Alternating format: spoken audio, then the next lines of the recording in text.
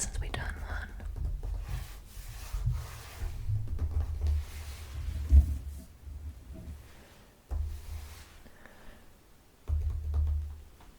So, I think it's time we do another to see what's going on.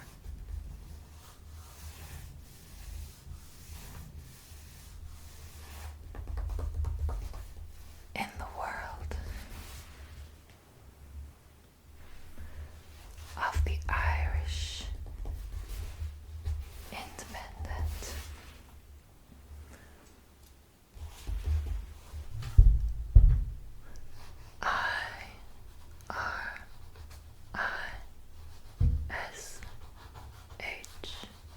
IRISH, Irish,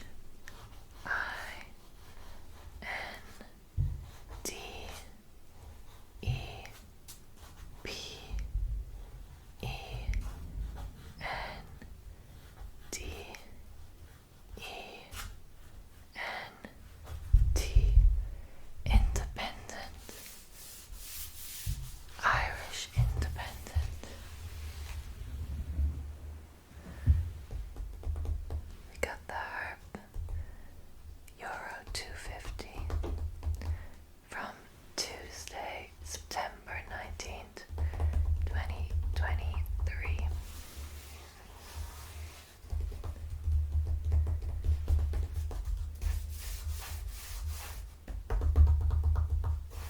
Okay, what is the front page news? We face 2 more years of rising prices, warns bank.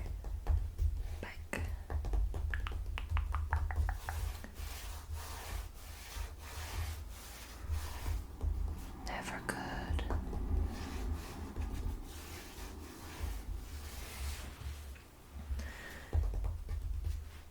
Inflation, of course, we never get enough of inflation.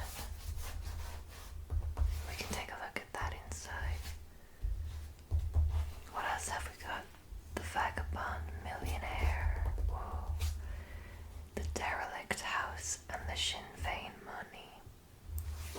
Woof, it seems like an interesting story. Page 4, we can take a look.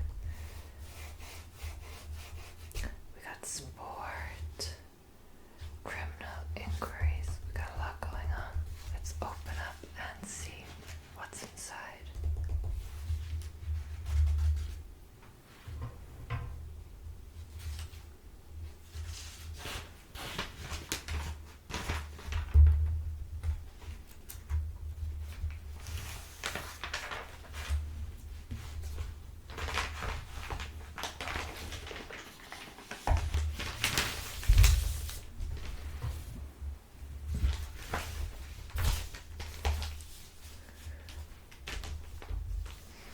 Okay, here we are. Page 2 news.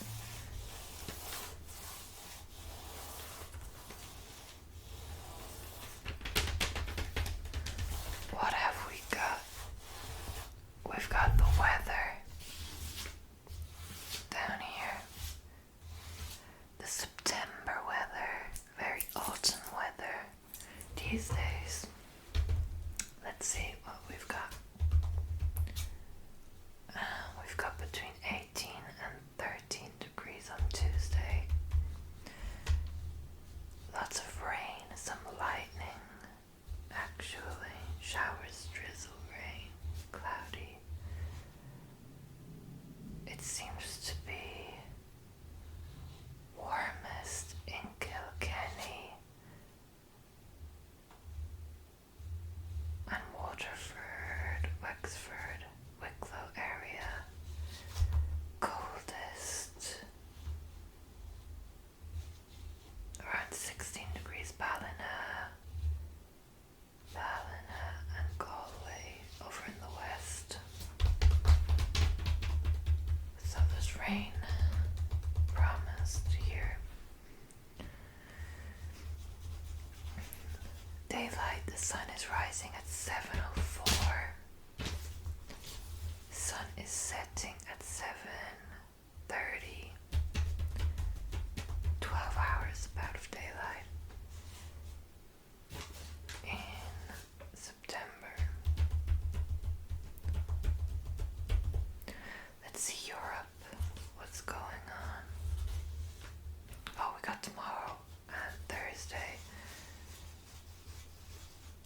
still rainy, cloudy, a bit colder actually, down to around 15 degrees.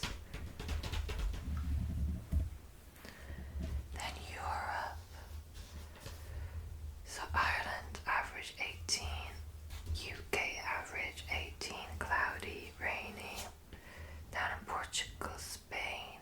Portugal looks nice and sunny, around 27 degrees, very nice.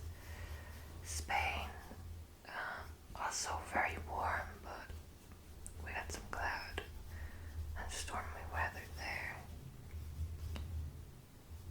France, big difference between 26 and going up further, 20. We got some, it's really just sunny and cloudy, mixture. Central Europe sunny, but then we also got lots of clouds. Italy and Sardinia, quite different, all quite warm down here, 29 degrees. Greece is looking good, sunny, 29 degrees. Turkey, very nice. But then we go further north again, it's quite stormy and cloudy. And Ukraine, up into Russia, getting colder, lower 20s. And then up here, Sweden, Norway, quite chilly, 13 degrees. A big variety of weather in Europe.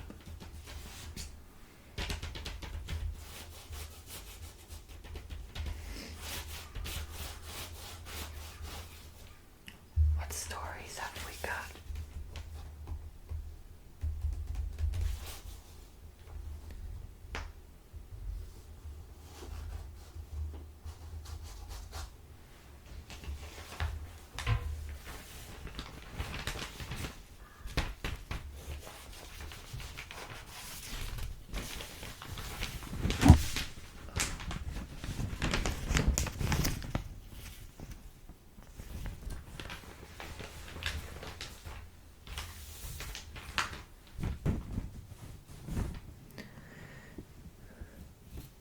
Stubborn stereotypes mean we're still viewed as sinners and not saints. Interesting.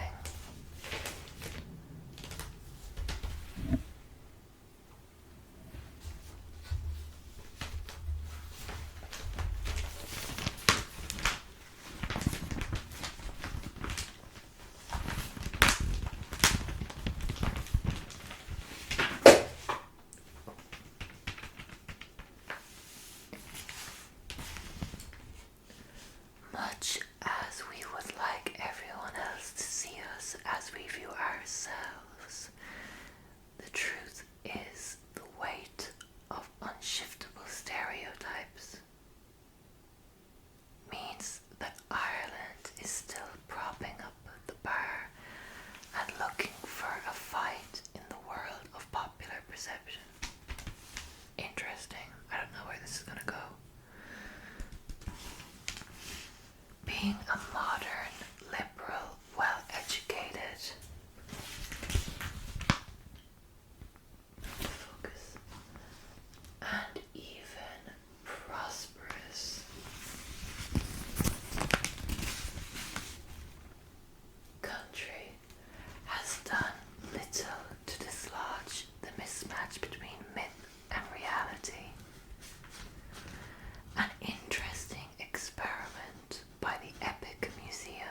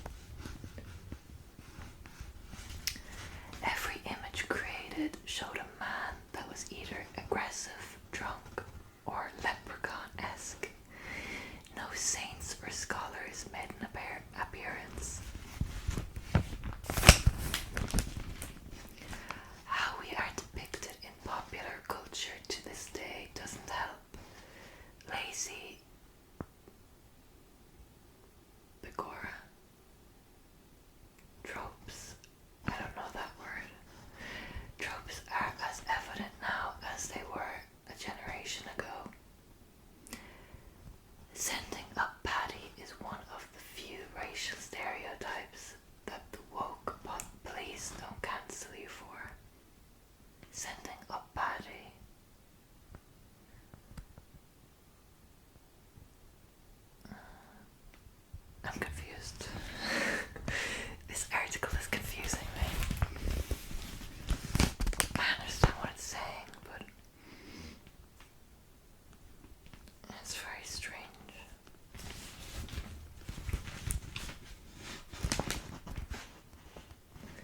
The latest Liam Neeson thriller, The Land of Saints and Sinners, is set in 1970s. Donegal, and he plays a retired hard man caught up in the world of violence. I didn't hear about this movie. My first time hearing about it.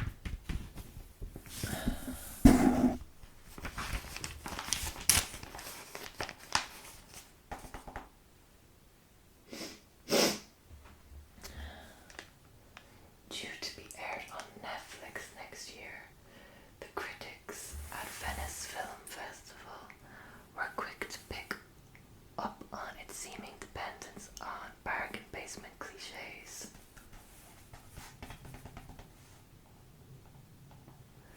The Hollywood Reporter wrote, "The paddywhackery is as thick as the Irish brogues and is top heavy with Emerald Isle stereotypes."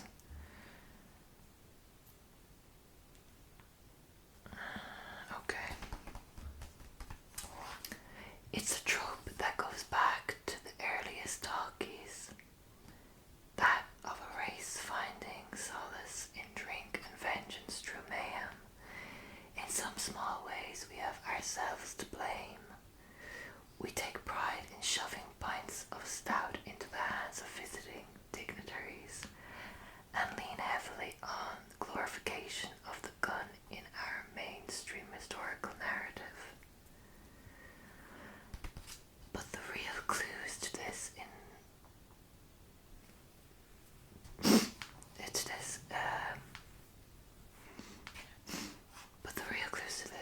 can be found in the deep recesses of history. Always the best place to find answers.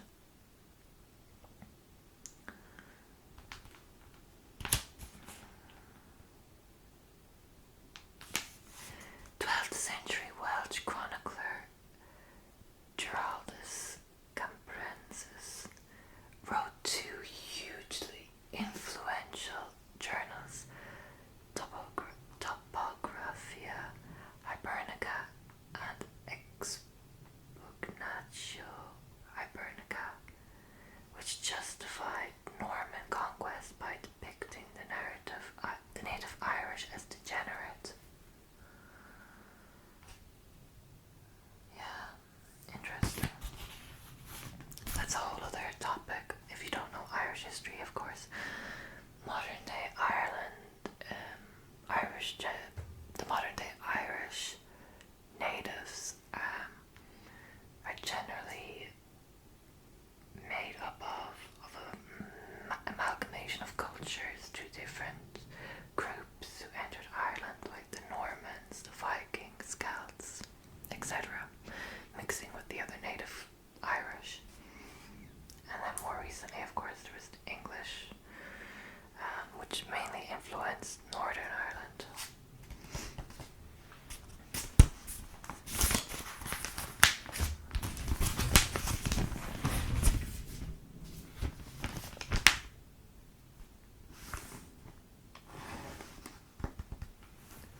By the 16th century, the Irish Gael was generally characterized as little more than a savage.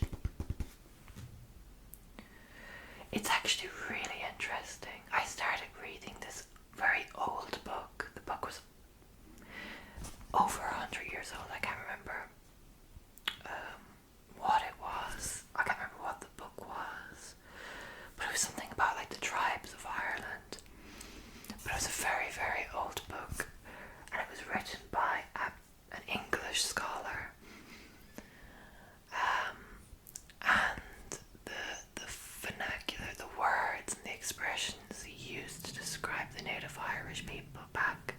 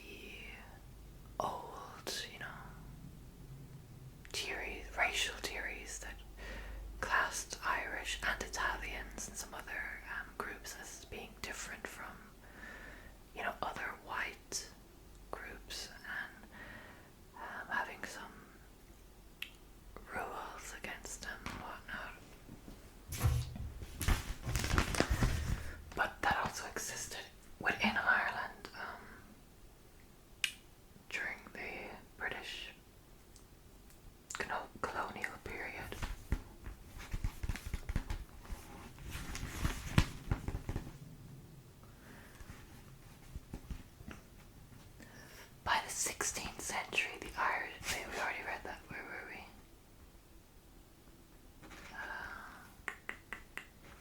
A little more. Raphael Holinshed, in his Chronicles of England, Scotland, and Ireland, even suggested that they might once have been cannibals.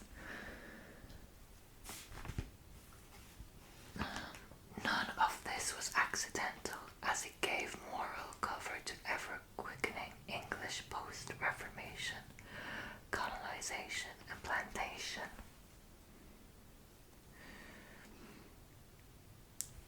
We are more familiar with the 19th century Victorian depictions in the likes of Punch, with the Fenian Irish as ape and gorilla, quick to violence but slow to reason. This trend survived well into 20th century in the less edifying tabloids, diluted by a now of its toxic malice. It still hangs around like a smell that won't go away. We remain, alas, regarded more as sinners than saints. Interesting discussion. I think it's kind of nuanced. Like, that movie is, I'm guessing, an action movie, so those tropes kind of fit into the world of action movies to begin with, regardless of where they're set. But it is an interesting topic in a wider context.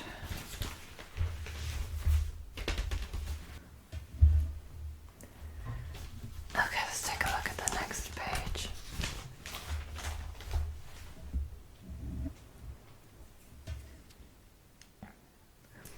What is this? It was terrifying, but I'd love to do more acting. Guilty not ruling out further roles. After big screen debut, Ballywater.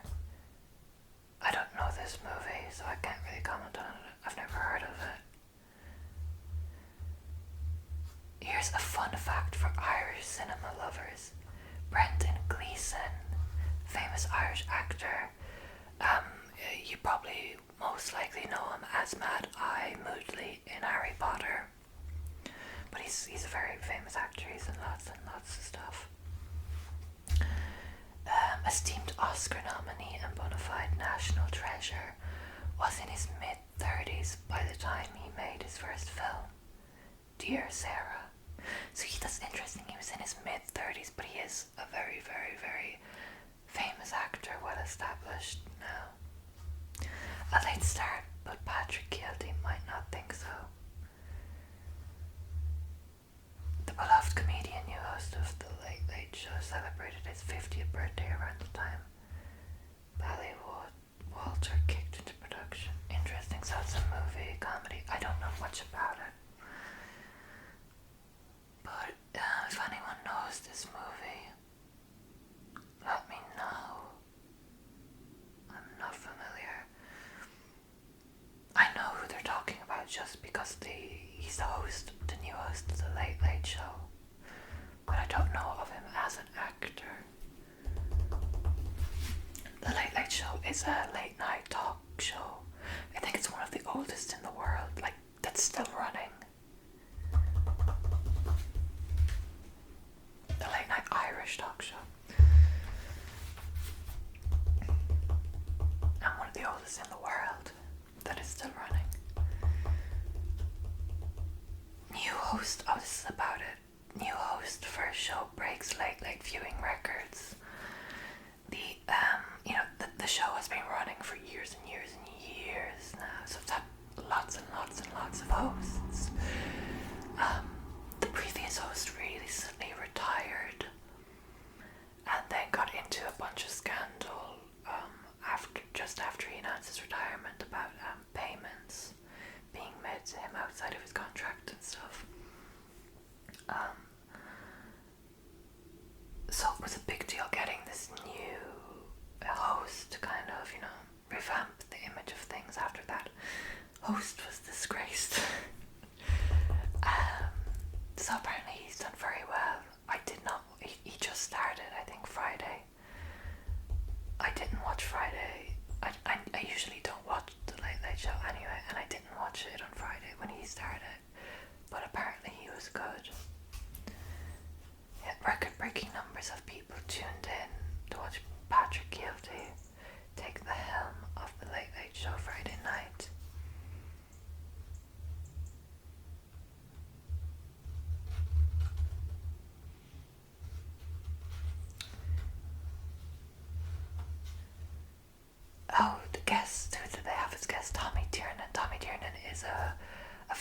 comedian within Ireland. I don't think many people would know him outside of Ireland.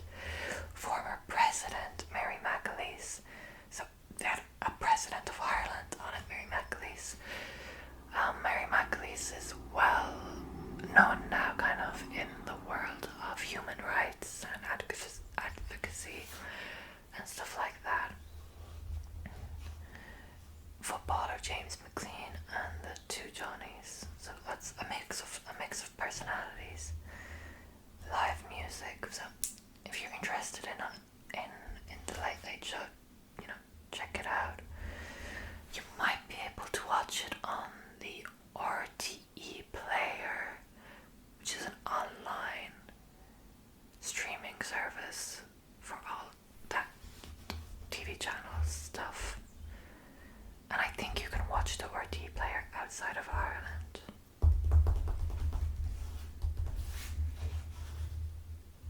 And more about it.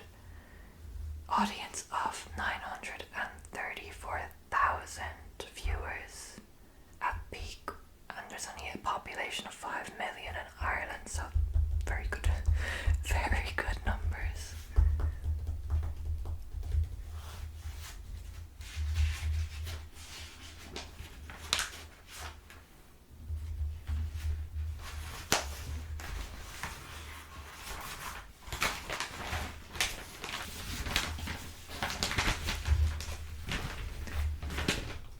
Ignore this in the background. I'm just using it to prop up this newspaper. It's a really old book. I don't know where it came from.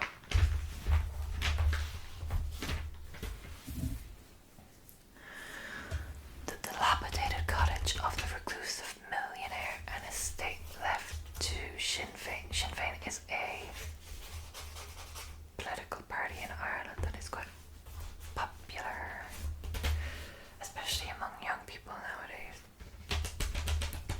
And if you know anything about Irish history, Sinn Féin will be a very familiar name to you. But it has a very long and convoluted history, so I can't really go into explaining it without making this video a whole history lesson.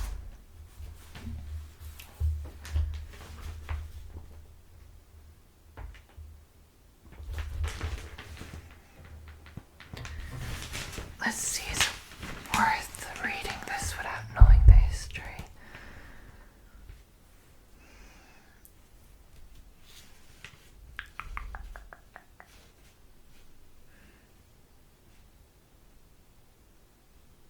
Mary Lou MacDonald, so that is the leader of the political party Sinn Féin, most senior official in charge of Sinn Féin's money, wants the taxpayer to buy this house. The party inherited, with the proceeds going to the party in Northern Ireland.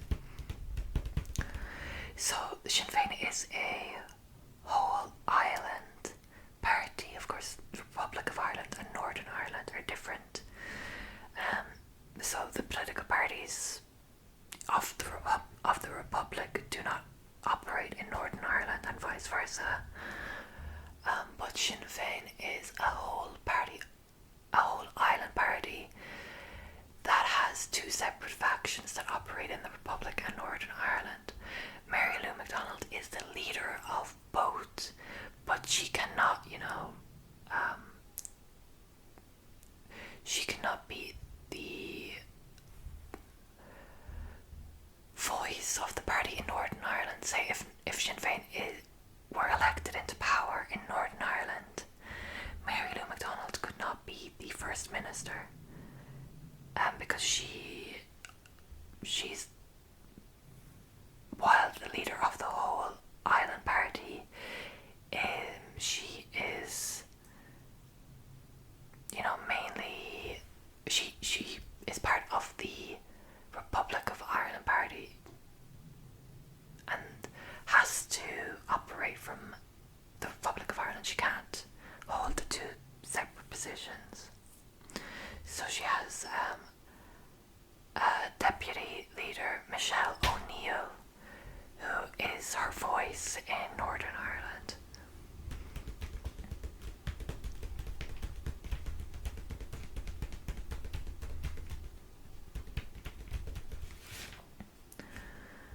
ownership of the property was a mystery until recently.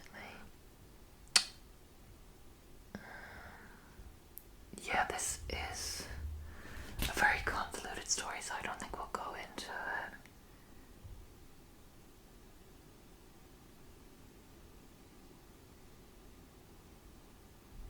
It goes into a lot of the history of Sinn Féin.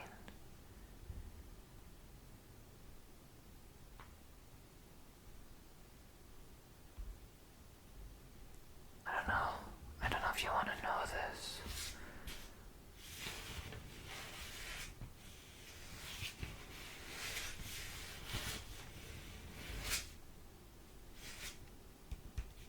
Okay, maybe we should read it. I've already gone into discussing Sinn Féin. We might as well know what they're up to.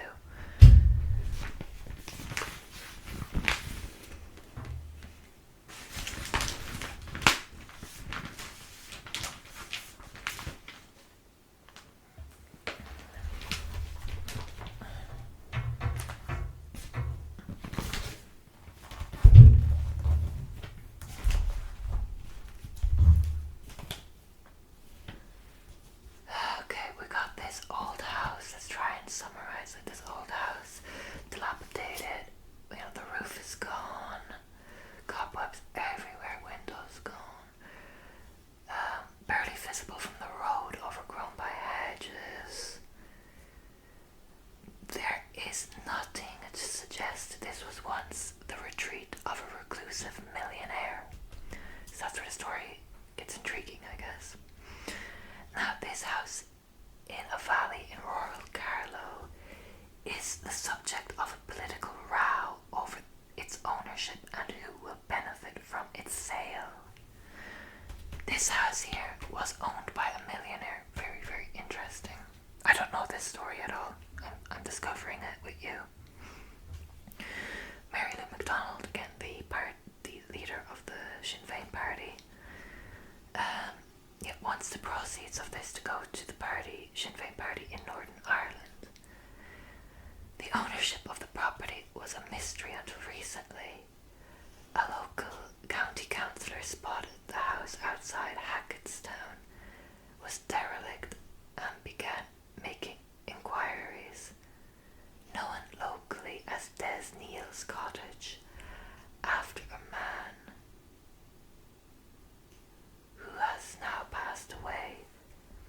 So it was a labourer's house, paid by city loan back in the 1960s, occupied by bachelor brothers. Okay, pretty straightforward. It's the house occupied by a man in the 60s. But a land registry search by Fine Gael. Fine Gael is another political party who are currently in power, who are currently enjoying power with another party called Fianna Fáil. So the current party in power leader, Fine Gael councillor Brian O'Donoghue, drew up an unexpected name as the owner, Bill Hampton. Okay, who is Bill Hampton?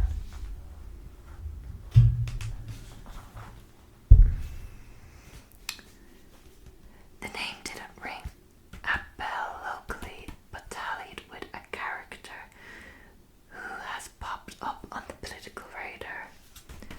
Hampton is thought to have visited the area a couple of times over the years in the caravan he lived in. Right. Described as a vagabond by Taoiseach Leo Varadkar. Taoiseach is the word we use in Ireland for the equivalent of a prime minister. So Taoiseach Leo Varadkar described this as a vagabond. This is William Hampton, who died 5 years ago, and he left his lucrative estate to Sinn Féin. The party has so far benefited to the tune of €4 million. Due to the laws on donations, this money has all controversially gone to Sinn Féin in Northern Ireland. You know, Sinn Féin is a very controversial political party.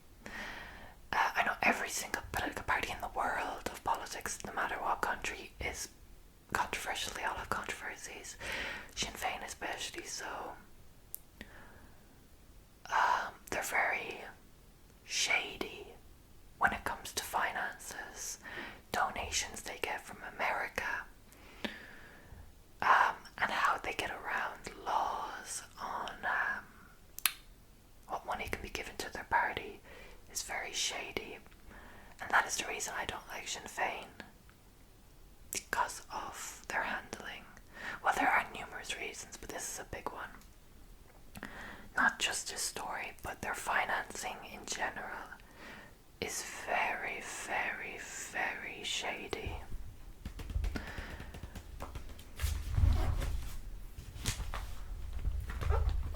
And dishonest. Hampden is thought to have inherited a fortune from his father with money scattered across the globe. In his will, Hampden left assets in Ireland, England, Singapore and New Zealand, and other assets from around the world in trust for the political party in the Republic of Ireland known as Sinn Féin. So he left a lot to Sinn Féin. Very, very odd. Hampden stipulated the money was to cover election expenses, to fund Sinn Féin offices and advice centres, and to aid Republican prisoners and their families in both Britain and Ireland. No other Sinn Féin is the richest political party in Ireland. No other political party makes money the way Sinn Féin does. By the means it makes money, I mean.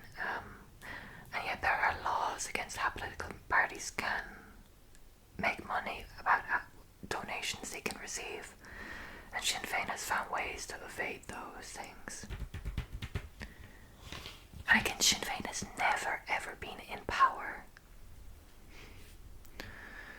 And where a lot of this money goes is a big question.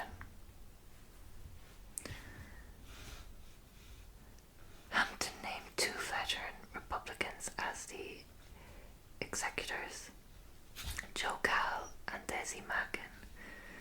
So the late Joe Cal was the former chief of staff of the Provisional IRA.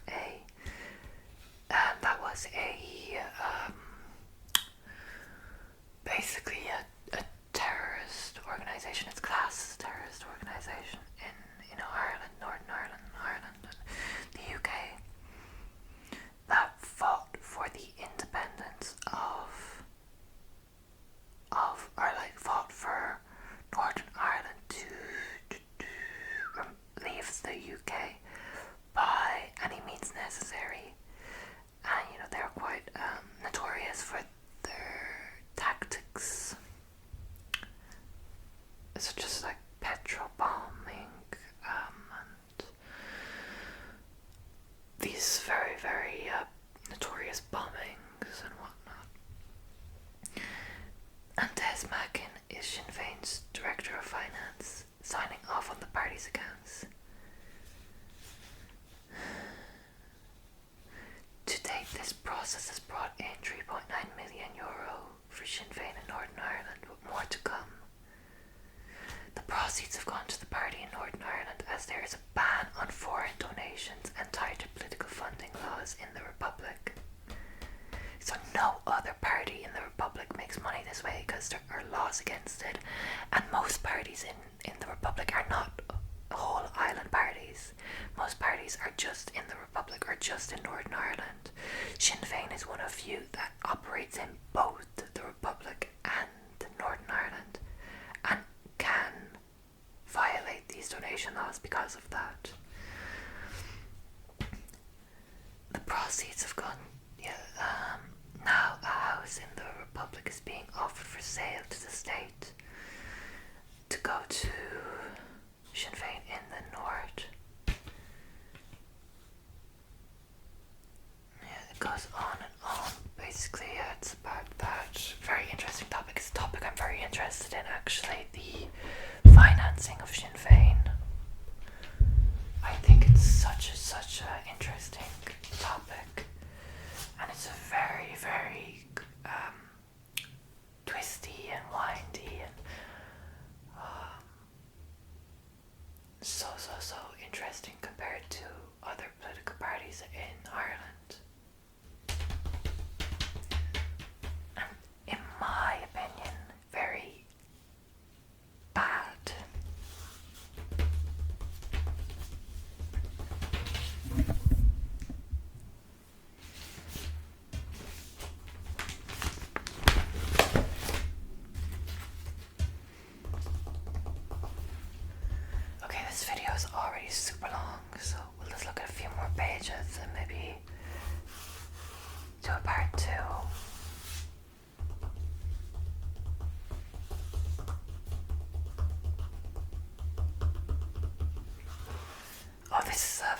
popular event in Ireland that takes place every year.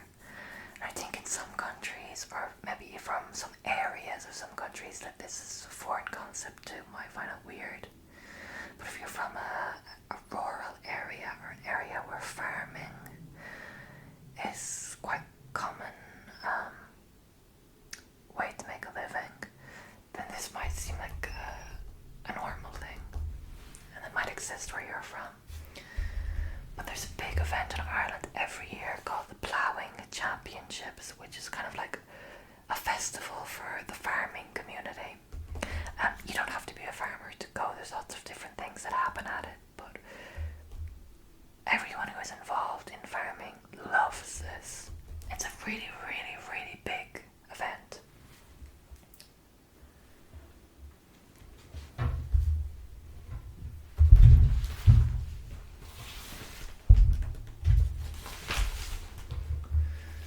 So you can see here some men with a plough or whatever this is. Can't see from the picture. Let's see what it says about the Ploughing Championships so we can explain it to you. I've never been. I know lots of people who go to it, but I've never been. From matching farmers with a potential future wife or husband to voting for Ireland's favourite saint, the 92nd National Ploughing Championships is set to be jammed packed with memorable events. So lots going on. Thousands of people are expected to attend the 3-day event, which kicks off today at 9 a.m. at Rathnaska in County Laois. While Met Éireann, the Irish weather agency, is predicting wet and windy conditions, there will be plenty of demonstrations, musical performances and competitions taking place in sheltered stands. Also, Anna Marie McHugh, Assistant Managing Director of the championship, said organisers have prepared for the weather. Okay. Anything else to say? The president cut the tape to it. There will be 1,700 exhibitors. Talks on climate change, high-tech machinery, fashion shows. There's going to be some celebrities and politicians attending. Government ministers have confirmed they will be going. Taoiseach Leo Varadkar is not going because he's going to be at the United Nations General Assembly in New York. Green Party leader Eamon Ryan will not be there because he will be in the US as well. The world record welly throwing, Wellington boots welly. Macron Firma is hoping to break the Guinness World Record for the largest number of people throwing wellies at the same time. The current record is 792 people. They're going to name their favourite saint. National Brown Bread Baking Competition. Farmers who are looking for love are invited to get in touch with matchmaker Mairead Lockman, who will be at the championships helping farmers find a potential wife or husband. Miss Lockman said she is seeking farmers who are male, female, gay and straight. Anyone looking to get married, Miss Lockman is there for you. No matter who you are, she'll find you someone. So lots and lots going on there.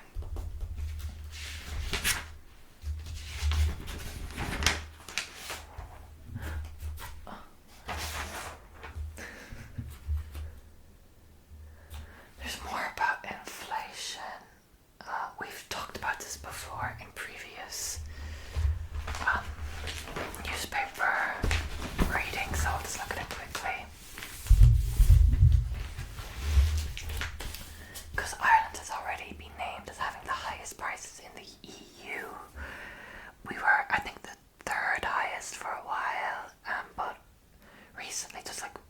month or two ago we were named as being the highest, which is, never nice to hear. I was actually in Spain recently, another country that uses the euro, because we use the euro here in the Republic of Ireland. And yeah, when you go to another country that uses the same currency as you, and you can compare the prices within your own currency in another country that uses that currency, it's crazy. And the difference, because you see how expensive buying the same things here in Ireland are compared to buying it in Spain with the exact same currency.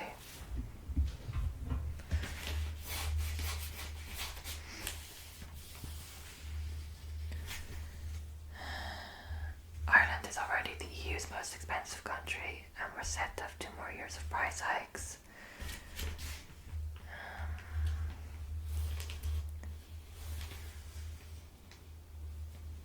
Oh yeah, the government budget is going to come up soon, so there's going to be a lot of focus on that to see what they're going to do to alleviate the burden on people.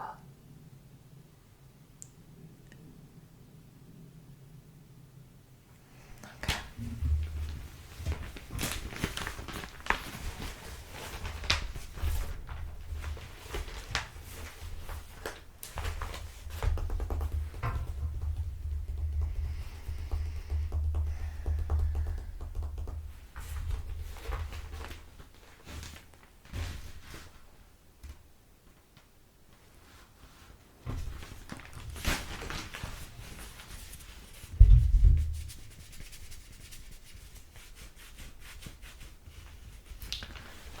This is a big story. I don't know how popular Russell Brand is in various places across the world. I know he is known in other countries outside of the UK and Ireland, but I don't know how popular he is, like in the States or Australia or other European countries or Canada or anywhere else, really.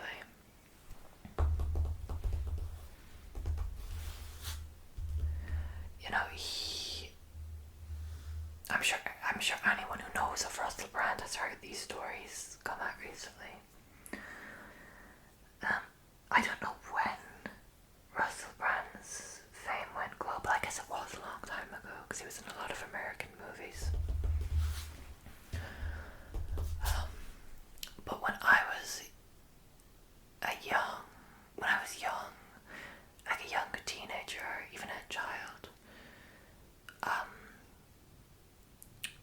Russell Brand was very, very popular in the world of comedy. He was just a comedian back then. He was in a lot of comedy movies, like Get Him to the Creek. I loved that movie back when it came out. I thought it was so funny. And he was so popular here in Ireland as a comedian. And when he was in movies, when he was just a comedian, he was super popular, and most people loved him as a comedian. Then a few years ago, he got married. Back then when he was just a comedian, he got married to Katy Perry. They split up, but he was still, very, very popular, and people liked him. And he did have controversies back, then, but it was nothing too extreme as far as I knew. And, he was just a comedian. Then, a good few years ago, he kind of changed direction in his career path and became what I would call a guru. He stopped being a comedian for the most part. I think he still did some comedy shows here and there, but he wasn't a comedian in the same way he used to be, like being in comedy movies, being, one of the biggest comedic names of the time. He changed. He became more of a guru. Self-help, I guess. And I think a lot of people who are into comedy, I won't say a lot, but a number of people who are into comedy don't cross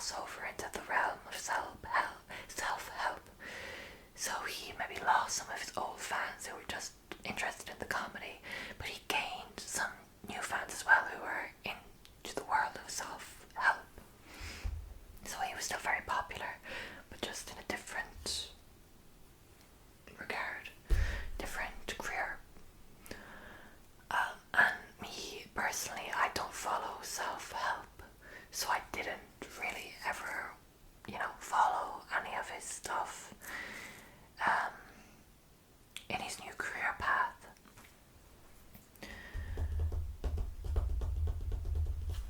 And then he had a few controversies in that realm. I would see, I don't remember most of them, but it was more so like social issue controversies, like opinion on things like COVID and things like that could be like, you either agree or don't agree, and stuff like that. And a lot of the takes, I would hear him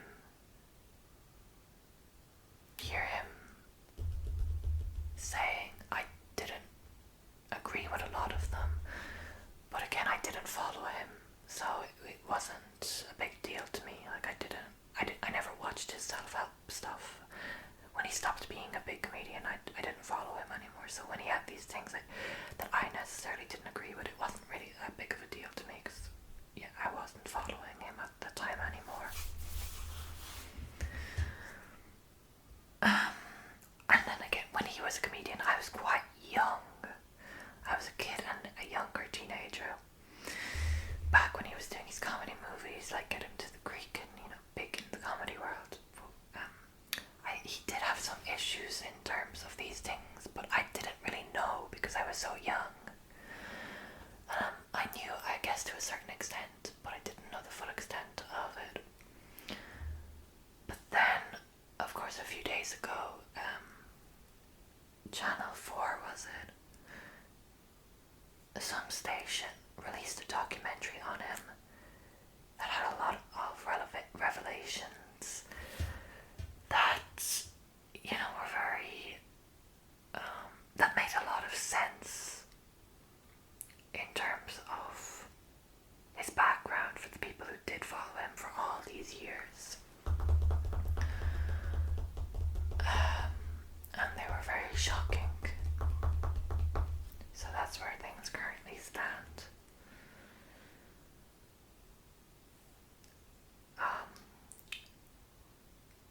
We don't know the full extent of things, but we've heard a lot of reports from multiple sources.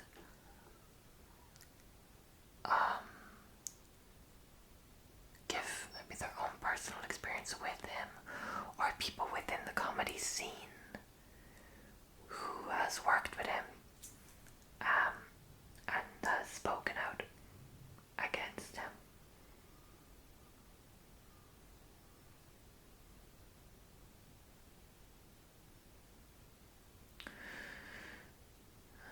And it's very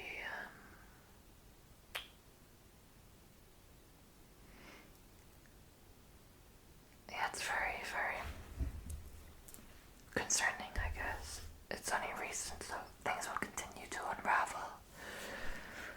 But Russ Brand has a very long history in the world of being in the public eye. He's always been a very eccentric character, very different, very he's like that rock star vibe that, like, I don't care, I do what I want to do, I live this life. He's spoken out against his past of being very addicted to substances and addicted to basically everything, all different types of vices, not just alcohol or drugs. And he has very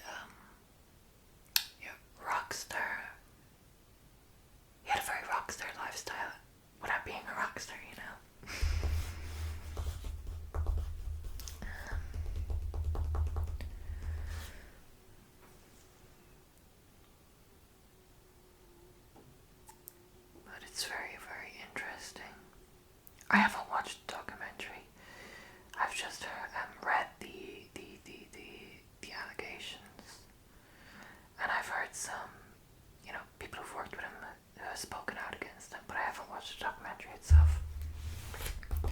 I don't have Channel 4, so I don't know where I can watch it.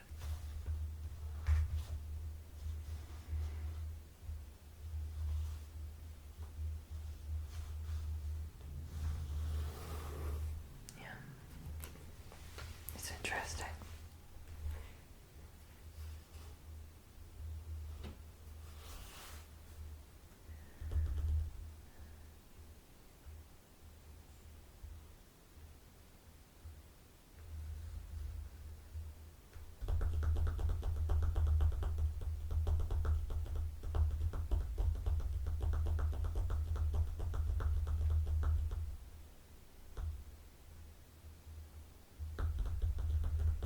Okay, yeah. I don't think we need to read it. It doesn't really say much more.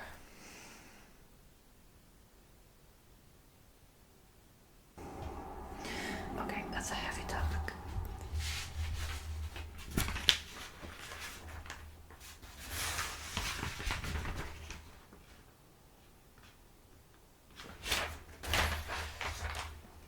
Let's look at something else before we finish.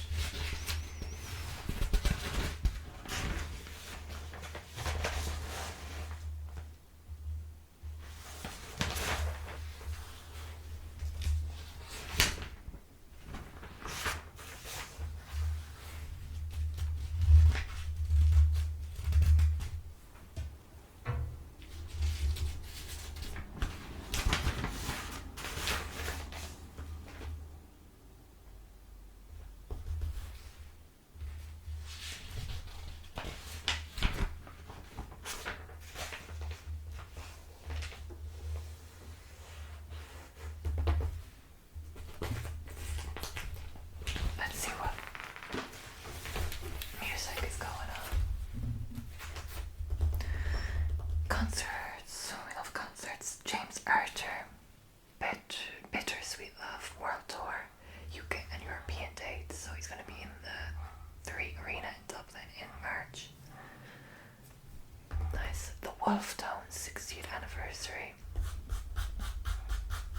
in the 3 Arena in October 2024.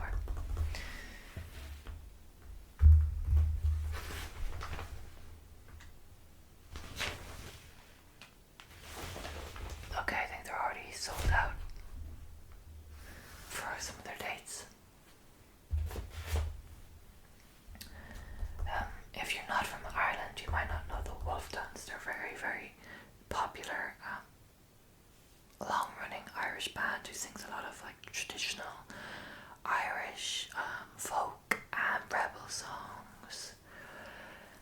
And there's a big music festival that's held in Ireland every year called Electric Picnic. And they have lots of different types of performances at Electric Picnic. Some Irish, some international, like Billie Eilish was there this year. Just big acts. Meg Thee Stallion was there another year.